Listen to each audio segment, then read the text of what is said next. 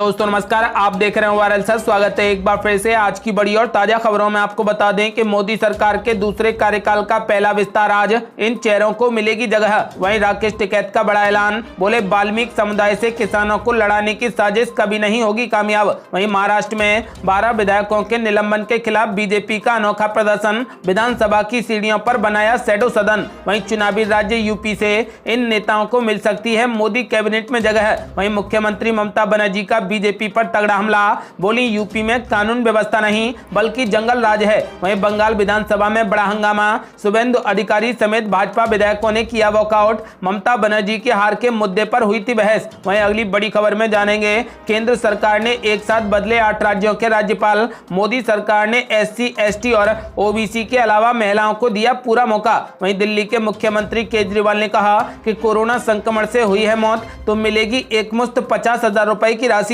और भी बड़ी खबरों को जानने के लिए वीडियो को लाइक कर दें, चैनल को सब्सक्राइब कर लें और घंटी बटन जरूर दबा दें। वहीं पहली बड़ी खबर, मोदी सरकार के दूसरे कार्यकाल का पहला विस्तार आज इन चेहरों को मिलेगी जगह। यहां आपको बता दें कि नरेंद्र मोदी सरकार के दूसरे कार्यकाल का पहला विस्तार आज यानी बुधवार को शाम को होगा। सूत्रों का कहना है कि इस कैबिनेट विस्तार में OBC का सबसे ज्यादा प्रतिनिधित्व होगा।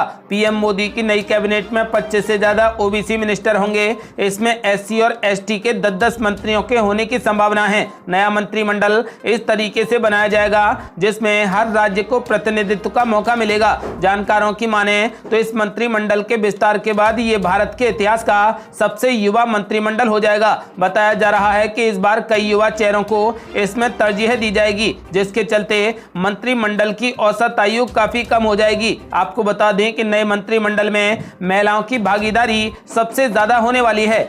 और बड़ी खबर, किसान नेता राकेश टिकैत का बड़ा ऐलान, बोले वाल्मीकि समुदाय से किसानों को लड़ाने की साजिश कभी नहीं होगी कामयाब। ये आपको बता दें कि भारतीय किसान यूनियन के नेता राकेश टिकैत ने कहा कि वाल्मीकि समुदाय के लोगों से किसानों को लड़ाने की भाजपा की साजिश कभी भी कामयाब नहीं होगी। आज भी हमारे गाँव में इस समुदाय के लोगों से सुबह सुबह मिलना शुभ माना जाता है और जहाँ 2 समुदायों के बीच इस तरीके के प्रेम संबंध हों वहाँ इन्हें तोड़ने वालों की साजिश कभी भी कामयाब नहीं हो सकती। उन्होंने कहा कि भाजपा के एक नेता ने जानबूझकर किसानों के साथ झगड़ा कर इसे किसान बनाम वाल्मीकि समुदाय का रंग देने की कोशिश की, लेकिन इस आंदोलन में भी वाल्मीकि समुदाय के लोग भारी संख्या में शामिल हैं। उनकी समझदारी से यह साजिश कामयाब नहीं हो सकी। गाजीपुर बॉर्डर पर सोमवार को वाल्मीकि किसान पंचायत का आयोजन वाल्मीकि समाज की ओर से किया गया। इसमें कई सफाई कर्मचारी संगठन व सामाजिक संगठनों ने भाग लिया। इस मंच से वाल्मीकि समुदाय के नेता शिवराम सिंह ने कहा कि वाल्मीकि समाज हमेशा से किसानों के साथ रहा है,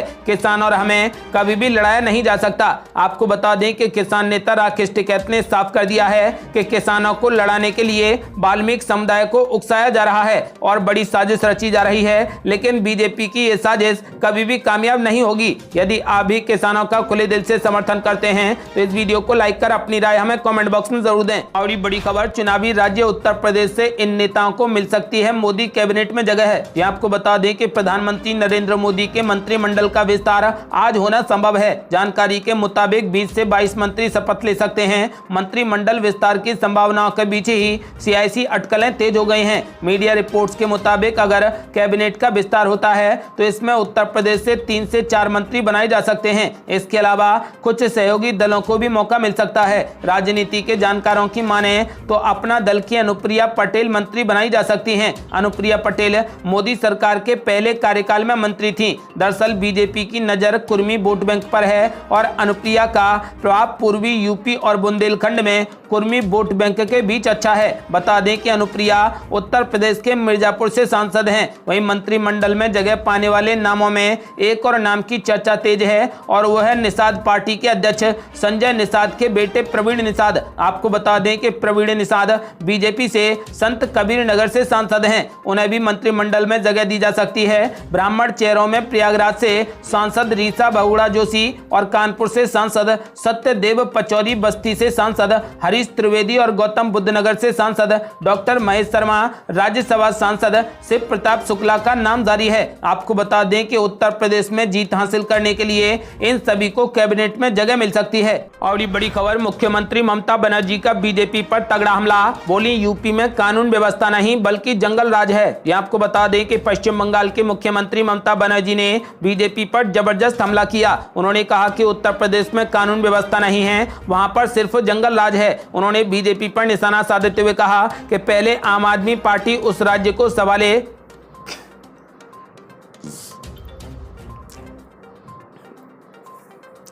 और ये बड़ी खबर, मुख्यमंत्री ममता बनर्जी का बीजेपी पर तगड़ा हमला।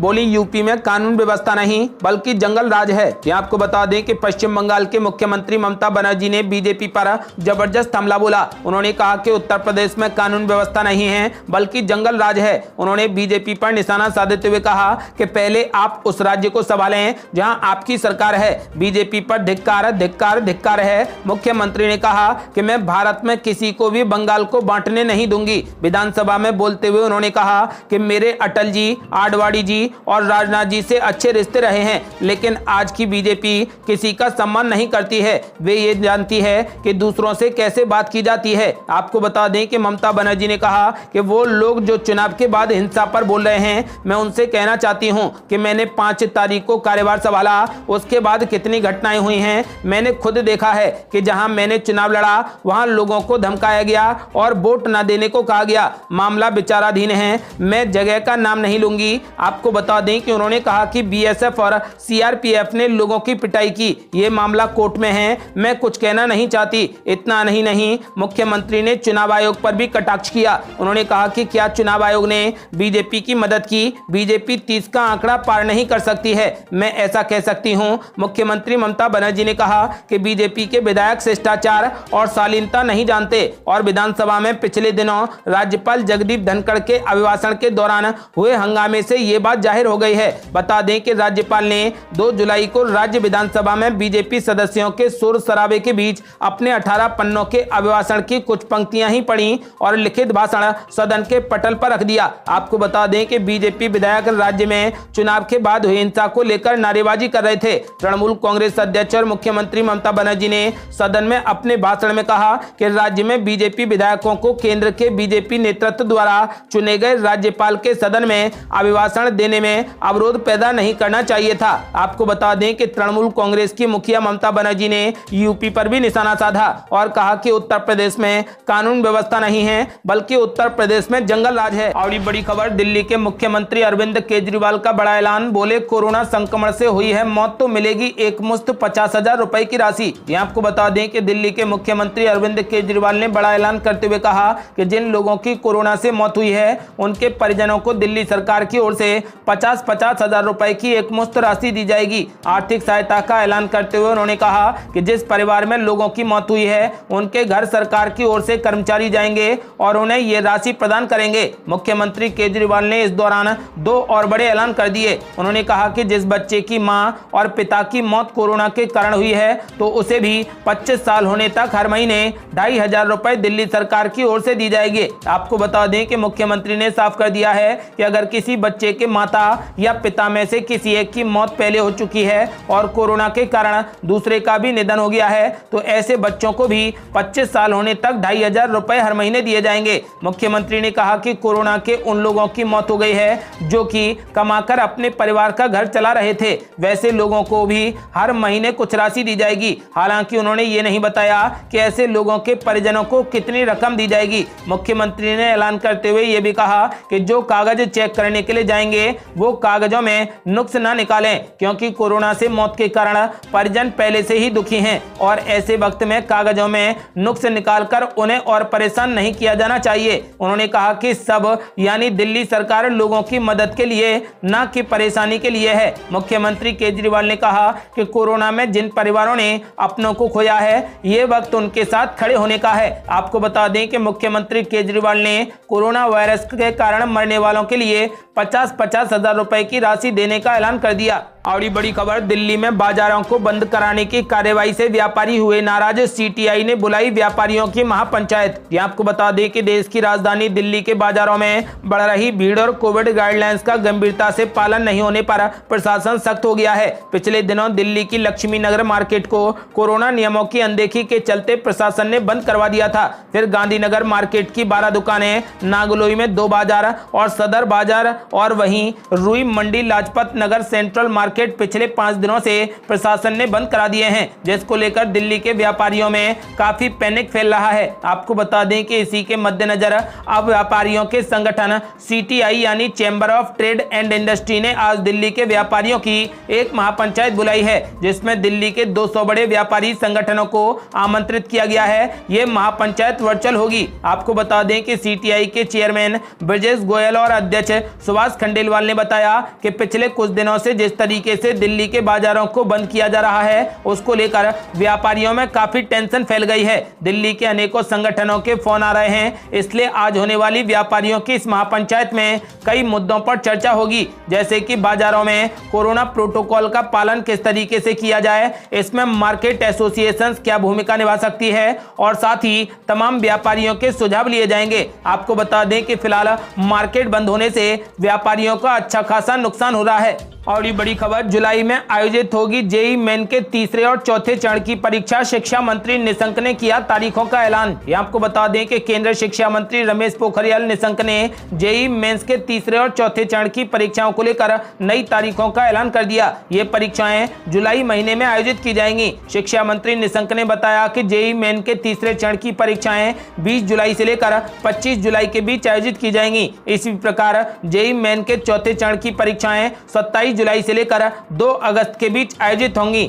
और ये बड़ी खबर, केंद्र सरकार ने एक साथ बदले 8 राज्यों के राज्यपाल। मोदी सरकार ने SC, ST और OBC के अलावा महिलाओं को दिया पूरा मौका। ये आपको बता दें कि केंद्र सरकार में कैबिनेट विस्तार से पहले राष्ट्रपति रामनाथ कोविंद ने एक साथ 8 राज्यपालों की नियुक्ति की है। गवर्नर्स की नियुक्ति में मोदी सरकार ने SC, ST और OBC समुदाय के साथ साथ महिलाओं को भी पूरा मौका दिया है। मोदी सरकार ने केंद्रीय मंत्री थावर चंद गहलोत को कर्नाटक का राज्यपाल बना दिया है, जो BJP के बड़े दलित चेहरे के तौर पर जाने जाते हैं। इसके साथ ही पहली बार देश में रिकॉर्ड संख्या में SC, ST और OBC समुदाय के राज्यपाल बने हैं।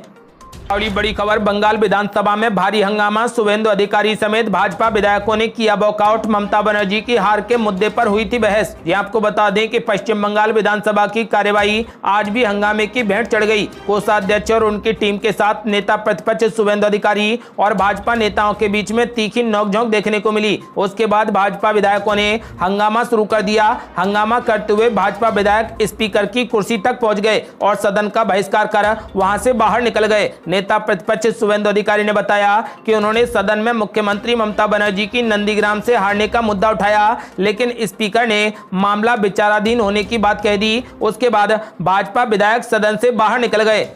और ये बड़ी खबर, महाराष्ट्र में एक साथ नहीं आएंगे भाजपा और शिवसेना। मुख्यमंत्री उद्धव ठाकरे ने चर्चाओं को कर दिया खारिज। ये आपको बता दें कि फिलहाल 2 दिवसीय सत्र संपन्न होने के बाद मीडिया से बात करते हुए उद्धव ठाकरे ने एक सवाल के जवाब में कहा कि जब तक शिवसेना और भाजपा 30 साल तक साथ थे तब कुछ नहीं हो पाया, तो अब क्या हो सकता है। उन्होंने कहा कि भाजपा सदस्यों का व्यवहार स्वस्थ लोकतंत्र का संकेत नहीं है। उद्धव ठाकरे ने कहा कि हम पर लोकतंत्र की हत्या का आरोप लगाया जा रहा है, इसे काला दिवस कहा जा रहा है, लेकिन जो केंद्र के लोग जांच एजेंसियों का इस्तेमाल करके दबाव बनाने की कोशिश कर रहे हैं, वो क्या ऐसा करके लोकतंत्र को सफेद कर रहे हैं। मुख्यमंत्री उद्धव ठाकरे ने आगे कहा कि विपक्ष महाराष्ट्र की सरकार को कमजोर करने का प्रयास विफल था और उनका ये प्रयास अभी भी असफल ही है। उन्होंने कहा कि जब हम OBC समुदाय को न्याय देने की बात करते हैं तो वो विषय बदलने लगते हैं। आपको बता दें कि उद्धव ठाकरे ने वापस BJP के साथ गठबंधन से साफ इनकार कर दिया है।